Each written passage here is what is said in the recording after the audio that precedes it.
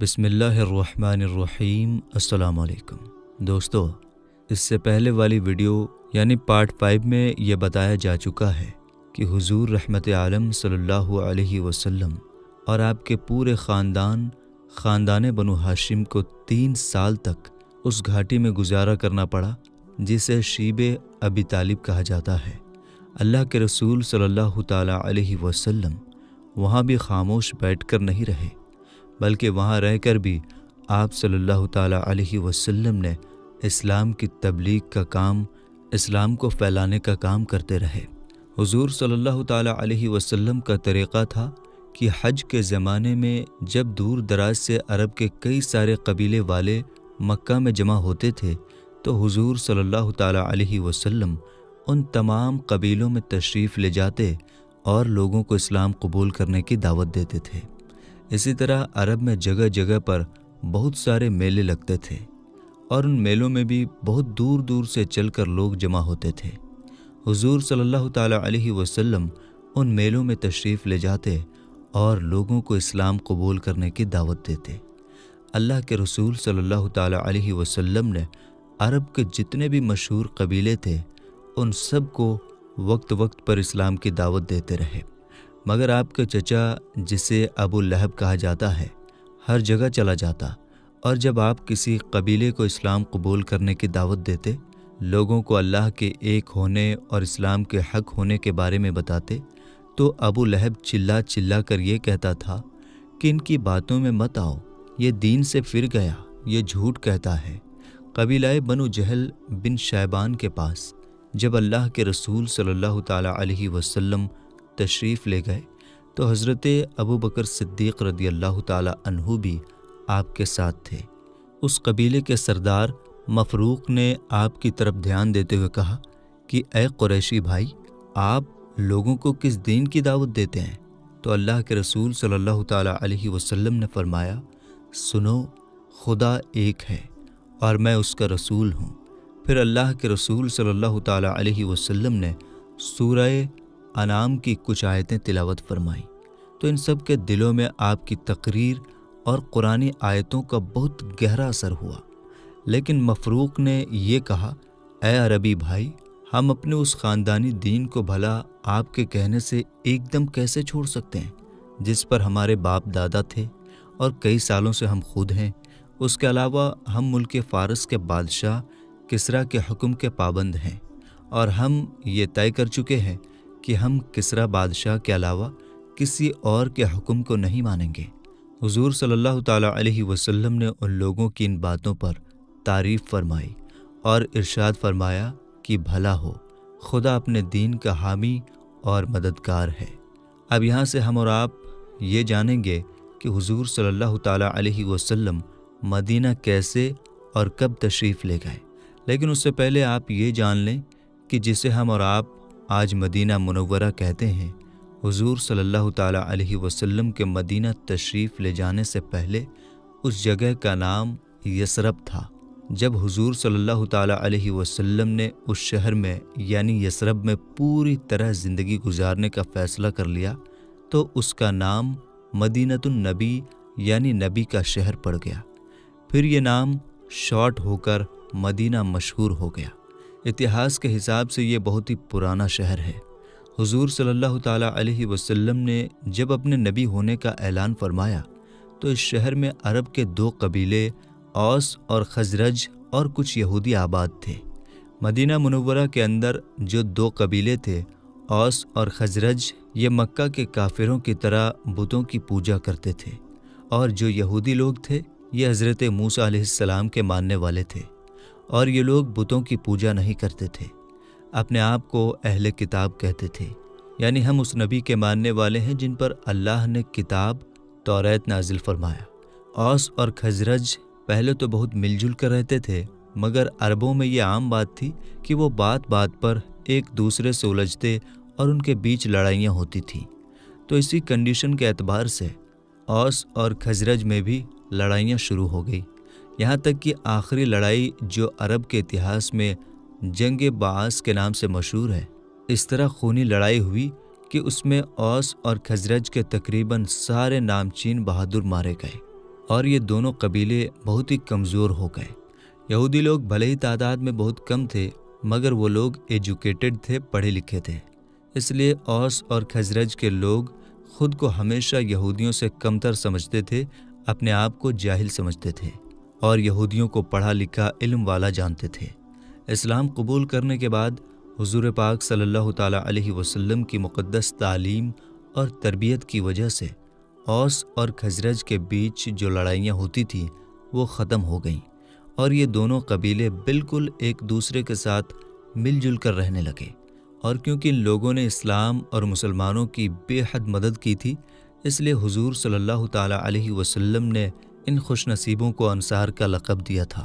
اور قرآن کریم نے بھی ان لوگوں کی خوب تعریف کی ہے۔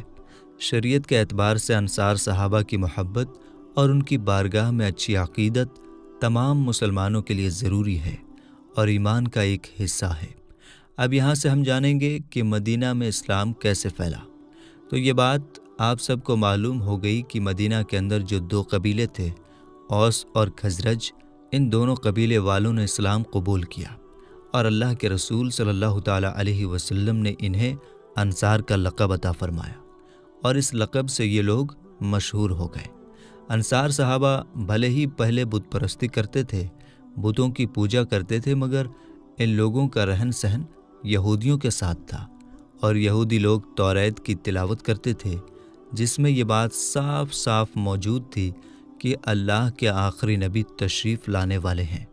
تو کیونکہ انصار صحابہ یہودیوں کے ساتھ رہتے تھے، اس کی وجہ سے انہیں یہ بات معلوم ہو چکی تھی کہ اللہ کے آخری پیغمبر آنے والے ہیں، اور مدینہ کے یہودی اکثر انصار کے دونوں قبیلوں اوس اور خزرج کو دھمکیاں بھی دیا کرتے تھے کہ اللہ کے آخری پیغمبر جب آئیں گے تو اس وقت ہم ان کی فوج میں شامل ہو جائیں گے اور تم بت پرستوں کو دنیا سے ہمیشہ کے لیے مٹا ڈالیں گے۔ اس لیے آخری نبی صلی اللہ تعالیٰ علیہ وسلم کی آمد کا انتظار یہود اور انصار دونوں کو تھا۔ یہودی لوگ اس لیے انتظار کر رہے تھے کہ ان کی فوج میں شامل ہو کر ہم اوس اور خزرج قبیلے کے لوگوں کو ہمیشہ ہمیشہ کے لیے ختم کر دیں گے، اور انصار صحابہ جن کا تعلق اوس اور خزرج سے ہے، یہ لوگ اس لیے انتظار کر رہے تھے کہ ان یہودیوں سے پہلے ہم ان کی دعوت کو قبول کر لیں گے اور ہم خود ہی ان یہودیوں کو یہاں سے نکال ڈالیں گے۔ اور اللہ کے فضل سے ہوا بھی ایسا ہی کہ ان لوگوں نے پہلے اسلام کو قبول کیا۔ اعلان نبوت کے 11ویں سال حضور صلی اللہ تعالیٰ علیہ وسلم اپنی عادت کے مطابق حج میں آنے والے قبیلوں کو اسلام کی دعوت دینے کے لیے منی کے میدان میں تشریف لے گئے، اور قرآن مجید کی آیتیں سنا کر لوگوں کے سامنے اسلام پیش فرمانے لگے کہ اے لوگو، اسلام قبول کر لو۔ حضور صلی اللہ تعالیٰ علیہ وسلم منی میں اس گھاٹی کے پاس جسے عربی میں عقبہ کہا جاتا ہے اور آج جہاں مسجد العقبہ موجود ہے، تشریف لے گئے۔ اتفاق سے قبیلہ خزرج کے 6 آدمی آپ کے پاس آ گئے۔ آپ صلی اللہ تعالیٰ علیہ وسلم نے ان لوگوں سے نام اور خاندان کے بارے میں پوچھا، پھر قرآن کی کچھ آیتیں سنا کر ان لوگوں کو اسلام قبول کرنے کی دعوت دی، جس سے یہ لوگ بہت ہی متاثر ہو گئے، بہت ہی پربھاوت ہو گئے، اور ایک دوسرے کا منہ دیکھ کر واپسی میں یہ کہنے لگے کہ یہودی جس نبی کی خوشخبری دیتے رہے ہیں، یقیناً وہ نبی یہی ہیں، کہیں ایسا نہ ہو کہ یہودی ہم سے پہلے اسلام کی دعوت قبول کر لیں۔ یہ کہہ کر سب ایک ساتھ مسلمان ہو گئے، اور مدینہ جا کر اپنے خاندان والوں اور رشتہ داروں کو بھی اسلام کی دعوت دی۔ ان 6 خوش نصیبوں کے نام جاننا ضروری ہے۔ ان کے نام یہ ہیں: نمبر 1 حضرت عقبہ بن عامر بن نابی، نمبر 2 حضرت ابو امامہ اسود بن زرارہ،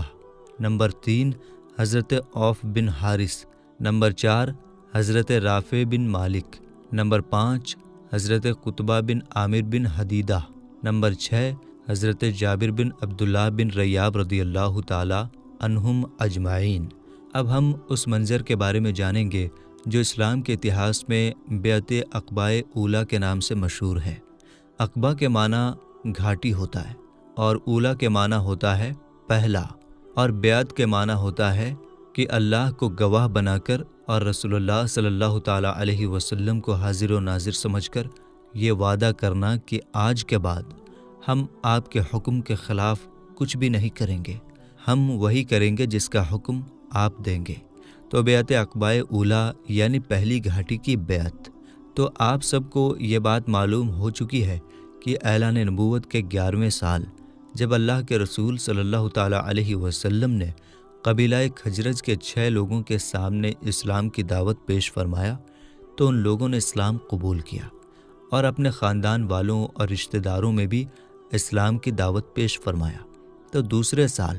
یعنی اعلان نبوت کے 12ویں سال حج کے موقع پر مدینہ کے 12 آدمی منا کے اسی گھاٹی میں چھپ کر اسلام میں داخل ہو گئے اور حضور کے مبارک ہاتھوں پر بیعت کیا۔ اسلام کے اتہاس میں اس بیعت کا نام بیعت عقبہ اولیٰ ہے۔ ساتھ ہی ان لوگوں نے حضور صلی اللہ تعالیٰ علیہ وسلم سے یہ اپیل کیا کہ اسلام کے احکام کو بتانے کے لیے کسی شخص کو ان کے ساتھ بھیج دیا جائے۔ حضور صلی اللہ تعالیٰ علیہ وسلم نے حضرت مصعب بن عمیر رضی اللہ تعالیٰ عنہ کو ان لوگوں کے ساتھ مدینہ منورہ بھیج دیا۔ وہ مدینہ میں حضرت اسعد بن زرارہ رضی اللہ تعالیٰ عنہ کے گھر پر ٹھہرے اور انصار صحابہ کے ایک ایک گھر میں جا کر اسلام کی تبلیغ کرنے لگے، اسلام قبول کرنے کی دعوت دینے لگے اور روزانہ 1-2 نئے آدمی اسلام میں داخل ہونے لگے، یہاں تک کہ دھیرے دھیرے اسلام مدینہ سے قبا تک گھر گھر پھیل گیا۔ قبیلہ اوس کے سردار حضرت سعد بن معاذ رضی اللہ عنہ بہت ہی بہادر شخص تھے اور ان کی باتوں کو لوگ مانتے بھی تھے۔ حضرت مصعب بن عمیر رضی اللہ عنہ نے جب ان کے سامنے اسلام کی دعوت پیش فرمائی تو انہوں نے پہلے اسلام سے نفرت ظاہر کیا، مگر جب حضرت مصعب بن عمیر رضی اللہ تعالیٰ عنہ نے ان کو قرآن مجید پڑھ کر سنایا تو فوراً ان کا دل پگھل گیا اور وہ اس طرح متاثر ہوئے، اس طرح پربھاوت ہوئے کہ فوراً اسلام قبول کر لیا۔ ان کے مسلمان ہوتے ہی ان کے خاندان نے بھی اسلام قبول کر لیا۔ اسی سال رجب کے مہینے کی 27ویں رات کو حضور پاک صلی اللہ تعالیٰ علیہ وسلم کو بیداری کی حالت میں جسمانی معراج ہوئی،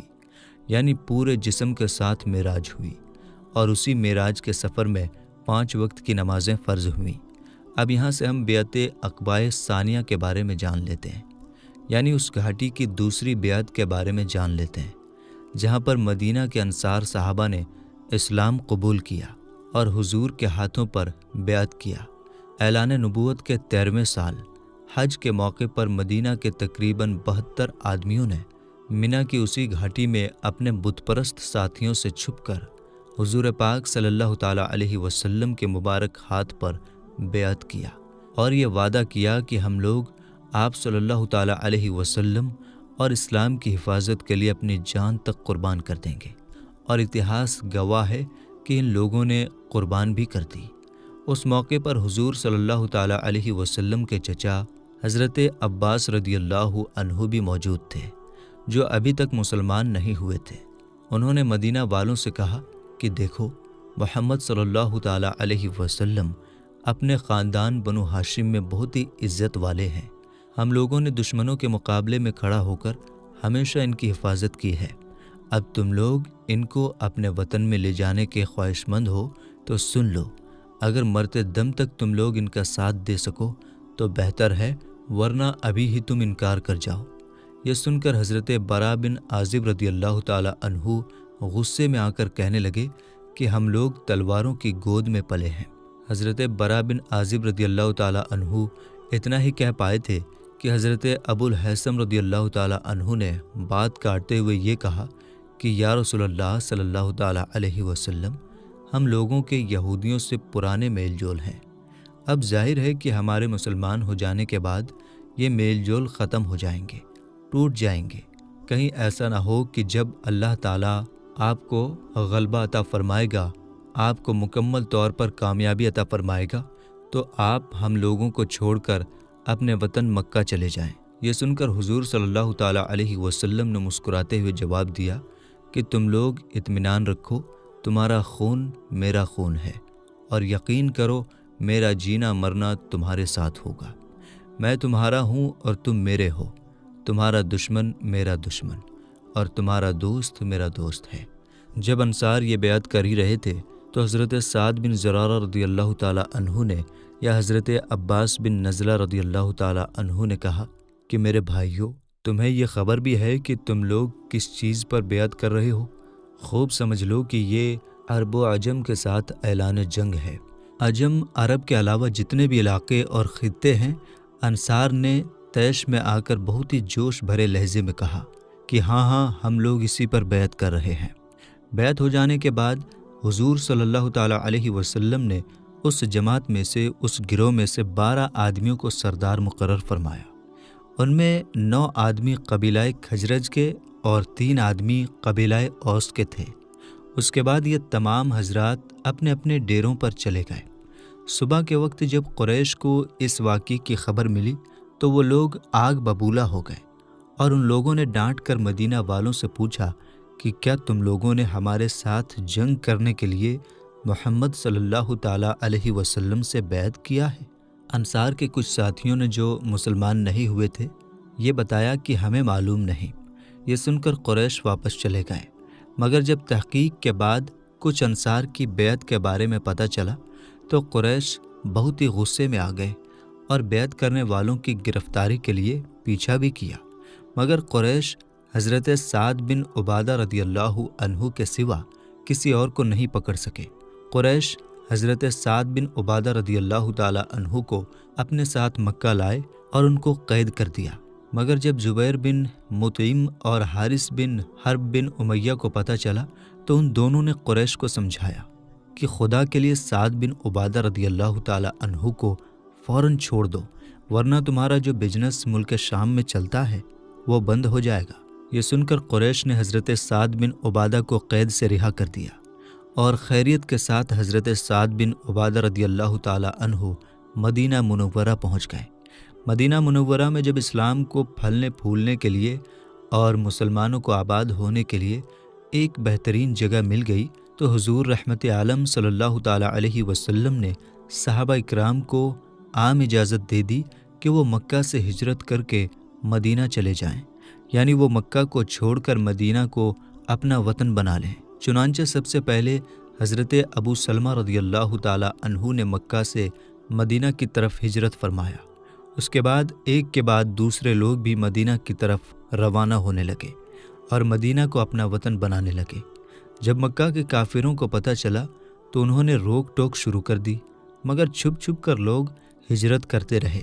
یہاں تک کہ دھیرے دھیرے بہت سے صحابہ اکرام مدینہ منورہ تشریف لے گئے۔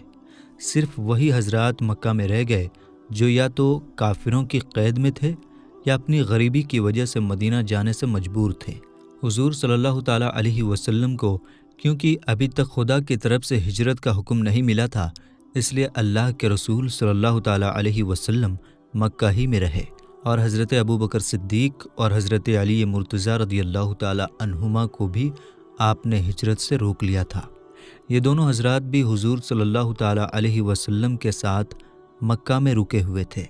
جب مکہ کے کافروں نے یہ دیکھ لیا کہ حضور صلی اللہ تعالیٰ علیہ وسلم اور مسلمانوں کے مددگار مکہ سے باہر مدینہ میں بھی تشریف لے گئے اور مدینہ جانے والے مسلمانوں کو انصار صحابہ نے اپنی پناہ میں لے لیا ہے، ان کی حفاظت کی ذمہ داری لے لی ہے، تو مکہ کے کافروں کو یہ خطرہ محسوس ہونے لگا کہ کہیں ایسا نہ ہو کہ محمد صلی اللہ تعالیٰ علیہ وسلم بھی مدینہ چلے جائیں اور وہاں سے اپنے چاہنے والوں کی فوج لے کر مکہ پر حملہ کر دیں۔ چنانچہ اس خطرے کو روکنے کے لیے مکہ کے کافروں نے ایک بہت بڑی میٹنگ رکھی، اور یہ میٹنگ اس گھر میں ہوئی جسے ان لوگوں نے میٹنگ کے لیے بنایا تھا، اور اس کا نام دار الندوہ رکھا تھا۔ اور یہ مکہ کے کافروں کا ایسا زبردست اجتماع تھا کہ مکہ کا کوئی بھی ایسا عقل مند نہ تھا جو اس میٹنگ میں شامل نہ ہوا ہو۔ خصوصیت کے ساتھ ابو سفیان، ابو جہل، عتبہ، جبیر بن مطعم، نضر بن حارث، ابو البختری، زمعہ بن اسود، حکیم بن حزام، امیہ بن خلف وغیرہ سارے سردار اس مجلس میں موجود تھے۔ شیطان لعین بھی کمبل اوڑھے ایک بہت بڑے بزرگ کی صورت میں آ گیا۔ قریش کے سرداروں نے اس کا نام اور اس کے خاندان کے بارے میں پوچھا تو وہ بولا کہ میں شیخ نجد ہوں، یعنی نجد کا ایک عزت دار بزرگ ہوں، اور اس لیے اس میٹنگ میں آ گیا ہوں کہ میں تمہارے معاملے میں اپنی رائے بھی پیش کروں۔ یہ سن کر قریش کے سرداروں نے ابلیس کو بھی اپنی میٹنگ میں شامل کر لیا اور میٹنگ کی کارروائی شروع ہو گئی۔ جب حضور صلی اللہ تعالیٰ علیہ وسلم کا معاملہ پیش ہوا تو ابو البختری نے یہ رائے دی کہ ان کو کسی کوٹری میں بند کر کے ان کے ہاتھ پاؤں باندھ دو اور ایک سوراخ سے کھانا پانی ان کو دے دیا کرو۔ شیطان نے کہا کہ یہ رائے اچھی نہیں ہے، خدا کی قسم اگر تم لوگوں نے ان کو کسی گھر میں قید کر دیا تو یقیناً ان کے چاہنے والے اصحاب کو اس بارے میں پتہ چل جائے گا اور وہ اپنی جان پر کھیل کر ان کو قید سے چھڑا لیں گے۔ ابو الاسود ربیعہ بن عمرو عامری نے یہ مشورہ دیا کہ ان کو مکہ سے نکال دو تاکہ یہ کسی دوسرے شہر میں جا کر رہیں، اس طرح ہم کو ان کے قرآن پڑھنے اور اسلام کی تبلیغ سے نجات مل جائے گی۔ یہ سن کر اس شیطان نے جو شیخ نجد کی صورت میں آیا تھا بگڑ کر کہا کہ تمہاری اس رائے پر لعنت ہو، کیا تم لوگوں کو معلوم نہیں کہ محمد صلی اللہ تعالیٰ علیہ وسلم کے کلام میں کتنی مٹھاس اور کتنا اثر ہے؟ خدا کی قسم اگر تم لوگ ان کو شہر سے نکال دو گے تو یہ پورے ملک عرب میں لوگوں کو قرآن سنا سنا کر عرب کے تمام قبیلوں کو اپنا چاہنے والا بنا لیں گے، اور پھر اپنے ساتھ ایک بڑے لشکر کو لے کر تم پر ایسا حملہ کریں گے کہ تم ان کے مقابلے سے لاچار اور مجبور ہو جاؤ گے۔ پھر اس کے سوا کہ تم ان کے غلام بن کر رہو، تمہارے پاس کوئی اور چارہ نہیں ہوگا، اس لیے ان کو شہر سے نکالنے کا مشورہ مت دو۔ ابو جہل بولا، اے میرے چاہنے والو، میرے دماغ میں ایک رائے ہے جو اب تک کسی کو نہیں سوجھی۔ یہ سن کر سب کے کان سننے کے لیے کھڑے ہو گئے اور سب نے بڑے شوق سے پوچھا کہ کہیے وہ کیا ہے؟ تو ابو جہل نے کہا، میری رائے یہ ہے کہ ہر قبیلے کا ایک ایک مشہور بہادر تلوار لے کر اٹھ کھڑا ہو اور سب مل کر ایک ہی بار حملہ کر کے محمد صلی اللہ تعالیٰ علیہ وسلم کو قتل کر ڈالیں۔ معاذ اللہ۔ ابو جہل نے مشورہ دینے کے بعد کہا کہ میری اس چال سے فائدہ یہ ہوگا کہ محمد صلی اللہ تعالیٰ علیہ وسلم کے قتل کا جرم تمام قبیلے والوں پر لگے گا، اور ظاہر سی بات ہے کہ محمد صلی اللہ تعالیٰ علیہ وسلم کے خاندان بنو ہاشم محمد صلی اللہ تعالیٰ علیہ وسلم کے خون کا بدلہ لینے کے لیے عرب کے تمام قبیلوں سے لڑنے کی طاقت نہیں رکھتے، اس لیے یقیناً ان کا خاندان محمد صلی اللہ تعالیٰ علیہ وسلم کے خون کے بدلے پیسے لینے پر راضی ہو جائیں گے اور ہم سب مل کر آسانی کے ساتھ یہ پیسے دے دیں گے۔ ابو جہل کی یہ خونی رائے سن کر شیخ نجدی یعنی ابلیس خوشی کے مارے اچھل پڑا اور کہا کہ یہ چال بہت صحیح ہے، اس کے سوا اور کوئی اور چال اور رائے قبول نہیں ہو سکتی۔ چنانچہ جتنے لوگ اس میٹنگ میں جمع ہوئے تھے سب نے اس رائے اور اس چال کو قبول کر لیا اور میٹنگ ختم ہو گئی اور ہر شخص یہ خوفناک ارادہ لے کر اپنے اپنے گھر چلا گیا۔ اللہ تعالیٰ نے قرآن مجید کی اس آیت میں اس واقعے کا ذکر فرماتے ہوئے ارشاد فرمایا، جس کا ترجمہ یہ ہے کہ اے محبوب، یاد کیجئے جس وقت کفار آپ کے بارے میں خفیہ تدبیر کر رہے تھے، یعنی چھپ کر آپ کے بارے میں ایک دوسرے سے رائے لے رہے تھے کہ آپ کو قید کر دیں یا قتل کر دیں یا شہر سے نکال دیں۔ یہ لوگ خفیہ تدبیر کر رہے تھے اور اللہ خفیہ تدبیر کر رہا تھا، اور اللہ کی پوشیدہ خفیہ تدبیر سب سے بہتر ہے۔ اللہ تعالیٰ کی خفیہ تدبیر کیا تھی؟ اب یہاں سے ہم اس دردناک واقعے کو جانیں گے جسے ہجرت رسول کا واقعہ کہا گیا ہے۔ جب کافروں نے حضور صلی اللہ تعالیٰ علیہ وسلم کے قتل کا پلان بنا کر میٹنگ ختم کر لیا اور اپنے اپنے گھروں کو چلے گئے تو حضرت جبریل علیہ السلام اللہ تعالیٰ کا حکم لے کر نازل ہو گئے کہ اے محبوب، آج رات کو آپ اپنے بستر پر نہ سوئیں اور ہجرت کر کے مدینہ تشریف لے جائیں۔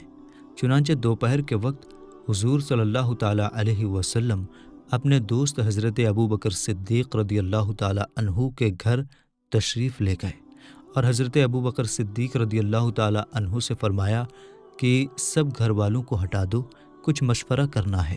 حضرت ابوبکر صدیق رضی اللہ تعالیٰ عنہ نے عرض کیا، یا رسول اللہ صلی اللہ تعالیٰ علیہ وسلم، آپ پر میرے ماں باپ قربان، یہاں آپ کی بیوی حضرت عائشہ رضی اللہ تعالیٰ عنہا کے علاوہ اور کوئی نہیں ہے۔ اس وقت حضرت عائشہ رضی اللہ تعالیٰ عنہا سے حضور صلی اللہ تعالیٰ علیہ وسلم کی شادی ہو چکی تھی۔ حضور نے فرمایا کہ اے ابو بکر، اللہ تعالیٰ نے مجھے ہجرت کی اجازت دے دی ہے۔ حضرت ابوبکر صدیق رضی اللہ تعالیٰ عنہ نے عرض کیا کہ میرے ماں باپ آپ پر قربان، مجھے بھی اپنے ساتھ چلنے کی اجازت عطا فرمائیں۔ حضور صلی اللہ تعالیٰ علیہ وسلم نے ان کی اپیل کو منظور فرما لیا۔ حضرت ابوبکر صدیق رضی اللہ تعالیٰ عنہ نے 4 مہینے سے 2 اونٹنیاں ببول کی پتی کھلا کھلا کر تیار کی تھی کہ ہجرت کے وقت یہ سواری کے کام آئیں گی۔ عرض کیا، یا رسول اللہ صلی اللہ تعالیٰ علیہ وسلم، ان میں سے ایک اونٹنی آپ قبول فرما لیں۔ اللہ کے رسول صلی اللہ تعالیٰ علیہ وسلم نے فرمایا کہ قبول ہے، مگر میں اس کی قیمت دے دوں گا۔ حضرت ابوبکر صدیق رضی اللہ تعالیٰ عنہ نے مجبوراً اس کو قبول کیا۔ اس وقت حضرت عائشہ رضی اللہ تعالیٰ عنہا کی عمر تو بہت کم تھی، لیکن ان کی بڑی بہن حضرت بی بی اسماء رضی اللہ تعالیٰ عنہا نے سفر کی تیاری میں مدد کیا۔ اس تھیلے کو جس میں کھانا رکھا ہوا تھا اپنی کمر کے پٹکے کو پھاڑ کر 2 ٹکڑے کر دیے۔ ایک ٹکڑے سے اس توشہ دان کو باندھا جس میں کھانا رکھا ہوا تھا، اور دوسرے ٹکڑے سے اس برتن کے منہ کو باندھا جس میں پانی رکھا ہوا تھا۔ حضرت بی بی اسماء کا یہ کارنامہ اتنا بڑا رہا کہ اس کی بنیاد پر ان کو ذات النطاقین یعنی 2 پٹکے والی کے لقب سے یاد کیا جاتا ہے۔ اس کے بعد حضور صلی اللہ تعالیٰ علیہ وسلم نے ایک کافر کو جس کا نام عبداللہ بن اریقت تھا، جو راستوں کا ماہر تھا، راستہ دکھانے کے لیے اجرت پر اپنے ساتھ لے لیا، اور ان دونوں اونٹنیوں کو اس کے حوالے کر کے فرمایا کہ 3 راتوں کے بعد وہ ان دونوں اونٹنیوں کو لے کر غار سور کے پاس آ جائے۔ یہ سارا انتظام کرنے کے بعد حضور صلی اللہ تعالیٰ علیہ وسلم اپنے مکان پر تشریف لے گئے۔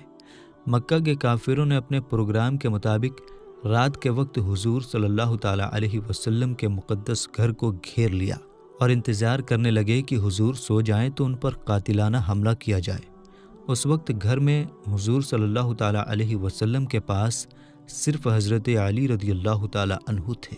مکہ کے کفار اگرچہ حضور نبی کریم صلی اللہ تعالیٰ علیہ وسلم کے بدترین دشمن تھے، مگر اس کے باوجود حضور صلی اللہ تعالیٰ علیہ وسلم کی دیانت اور ایمانداری پر کافروں کو اس طرح بھروسہ تھا کہ وہ اپنے قیمتی مال اور سامان کو حضور صلی اللہ تعالیٰ علیہ وسلم کے پاس امانت کے طور پر رکھتے تھے۔ چنانچہ اس وقت بھی بہت سی امانتیں حضور صلی اللہ تعالیٰ علیہ وسلم کے گھر پر موجود تھیں۔ حضور نے حضرت علی رضی اللہ تعالیٰ عنہ سے فرمایا کہ تم میری ہرے رنگ کی چادر اوڑھ کر میرے بستر پر سو جاؤ، اور میرے چلے جانے کے بعد قریش کی تمام امانتیں ان کے مالکوں کو سونپ کر مدینہ چلے آنا۔ یہ بڑا ہی خوفناک اور بڑے سخت خطرے کا موقع تھا۔ حضرت علی کو معلوم تھا کہ مکہ کے کفار حضور صلی اللہ تعالیٰ علیہ وسلم کے قتل کا ارادہ کر چکے ہیں، مگر حضور صلی اللہ تعالیٰ علیہ وسلم کے اس فرمان سے کہ تم قریش کی ساری امانتیں لٹا کر مدینہ چلے آنا، حضرت علی کو مکمل یقین تھا کہ میں زندہ رہوں گا اور مدینہ پہنچوں گا۔ اس لیے کہ حضور کا بستر جو آج کانٹوں کا بچھونا تھا، حضرت علی کے لیے پھولوں کی سیج بن گیا، اور حضرت علی بستر پر صبح تک آرام کے ساتھ میٹھی میٹھی نیند سوتے رہے۔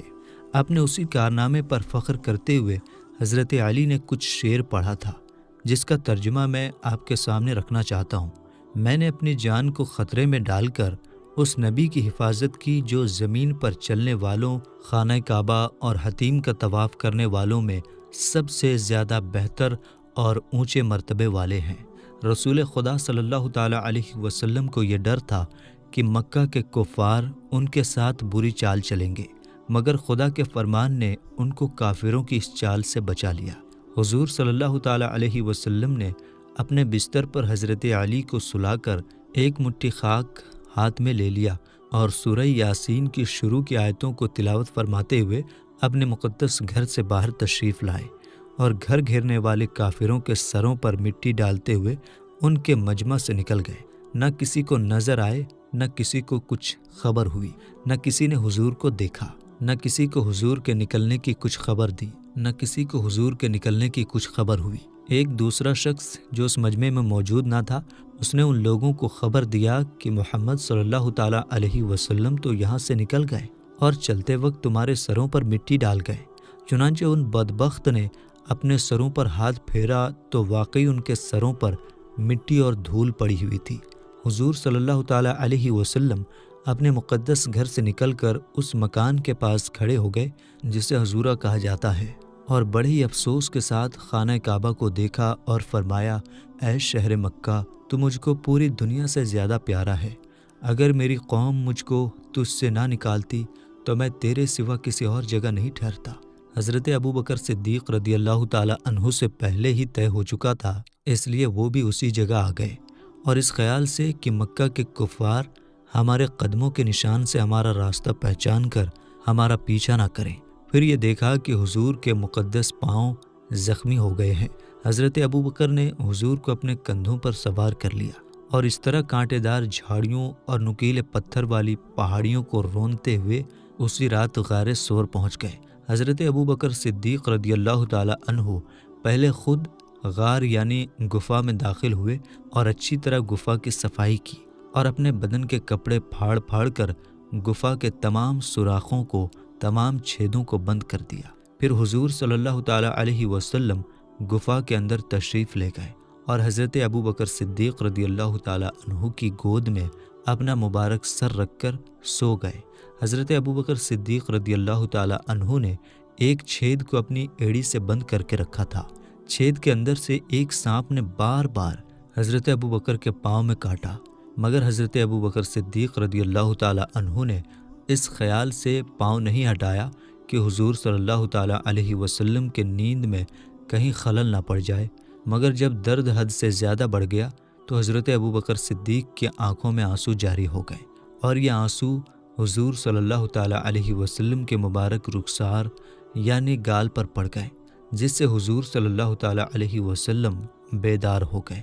اور اپنے دوست کو روتا دیکھ کر بے قرار ہو گئے۔ پوچھا، اے ابوبکر کیا ہوا؟ انہوں نے عرض کیا کہ یا رسول اللہ صلی اللہ تعالی علیہ وسلم، مجھے سانپ نے کاٹ لیا ہے۔ یہ سن کر حضور نے زخم پر اپنا مبارک تھوک لگا دیا، جس سے فوراً ہی سارا درد ختم ہو گیا۔ حضور صلی اللہ تعالی علیہ وسلم 3 رات اس گفا میں رکے رہے۔ حضرت ابوبکر صدیق رضی اللہ تعالی عنہ کے جوان بیٹے حضرت عبداللہ رضی اللہ تعالی عنہ ہر دن رات کے وقت گفا کے منہ پر سوتے اور صبح ہوتے ہی مکہ چلے جاتے اور پتہ لگاتے کہ قریش کیا پلاننگ کر رہے ہیں۔ جو کچھ خبر ملتی شام کو آ کر حضور کو بتا دیتے۔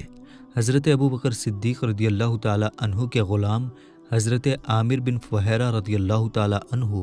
کچھ رات گزرنے کے بعد چراگاہ سے بکریاں لے کر گفا کے پاس آ جاتے ہیں، اور ان بکریوں کا دودھ حضور صلی اللہ تعالی علیہ وسلم اور ان کے دوست حضرت ابوبکر صدیق پی لیتے تھے۔ حضور صلی اللہ تعالی علیہ وسلم تو اس غار میں تشریف لے گئے، یعنی اس گفا میں تشریف لے گئے جسے غار ثور کہا جاتا ہے۔ ادھر حضور صلی اللہ تعالی علیہ وسلم کا مقدس گھر گھیرنے والے کفار جب صبح کو مکان میں داخل ہوئے تو بستر پر حضرت علی تھے۔ ظالموں نے تھوڑی دیر حضرت علی سے پوچھ تاچھ کر کے آپ کو چھوڑ دیا، پھر حضور صلی اللہ تعالی علیہ وسلم کی تلاش میں مکہ اور مکہ کے قریب جو بھی علاقے تھے سب میں چھان مارا، یہاں تک کہ ڈھونڈتے ڈھونڈتے غار ثور تک پہنچ گئے، مگر گفا کے منہ پر اس وقت خدائے تعالیٰ کی جانب سے حفاظت کا پہرا لگا ہوا تھا، یعنی غار کے منہ پر مکڑی نے جالا بنا دیا تھا اور کنارے پر ایک کبوتری نے انڈا دے رکھا تھا۔ یہ منظر دیکھ کر قریش آپس میں کہنے لگے کہ اس گفا میں اگر کوئی انسان موجود ہوتا تو نہ مکڑی جالا بناتی نہ کبوتری انڈا دیتی۔ کفار کی آہٹ سن کر حضرت ابوبکر کچھ گھبرائے اور عرض کیا، یا رسول اللہ صلی اللہ تعالی علیہ وسلم، اب ہمارے دشمن اتنے قریب آ گئے ہیں کہ اگر وہ اپنے پاؤں کی جانب دیکھتے ہیں تو ہم انہیں نظر آ جائیں گے۔ حضور صلی اللہ تعالی علیہ وسلم نے فرمایا، مت گھبراؤ، خدا ہمارے ساتھ ہے۔ اس کے بعد اللہ تعالیٰ نے حضرت ابوبکر صدیق رضی اللہ تعالی عنہ کو ایسا سکون اور اطمینان عطا فرما دیا کہ وہ بالکل بے خوف ہو گئے، ان کے اندر سے ڈر ختم ہو گیا۔ چوتھے دن حضور صلی اللہ تعالی علیہ وسلم پہلی ربیع الاول سوموار کے دن غار ثور سے باہر تشریف لائے۔ عبداللہ بن اریقت، جس کو راستہ دکھانے کے لیے کرایہ پر حضور نے اپنے ساتھ لیا تھا، وہ پلاننگ کے مطابق 2 اونٹنیاں لے کر غار ثور پر حاضر تھا۔ حضور صلی اللہ تعالی علیہ وسلم اپنی اونٹنی پر سوار ہوئے اور ایک اونٹنی پر حضرت ابوبکر صدیق رضی اللہ تعالی عنہ اور حضرت عامر بن فہیرہ بیٹھے، اور عبداللہ بن اریقت آگے آگے پیدل چلنے لگا اور مشہور راستے سے ہٹ کر سمندر کے کنارے ایسے راستے سے اپنا سفر شروع کیا جس کے بارے میں لوگ نہیں جانتے تھے۔ تو میرے دوستو، اس کے آگے کا واقعہ اس کے آنے والے پارٹ میں انشاءاللہ تعالیٰ سنیں گے۔ امید کرتے ہیں کہ ویڈیو آپ کو بے حد پسند آئی ہوگی، اور ویڈیو آپ کو اگر سمجھ میں آئی ہو تو کمنٹ باکس میں ضرور بتا دیں تاکہ ہم آپ کے لیے اور آسان کرنے کی کوشش کریں۔ تو میرے دوستو، ملیں گے انشاءاللہ تعالیٰ اگلی ویڈیو میں۔ السلام علیکم، اللہ حافظ۔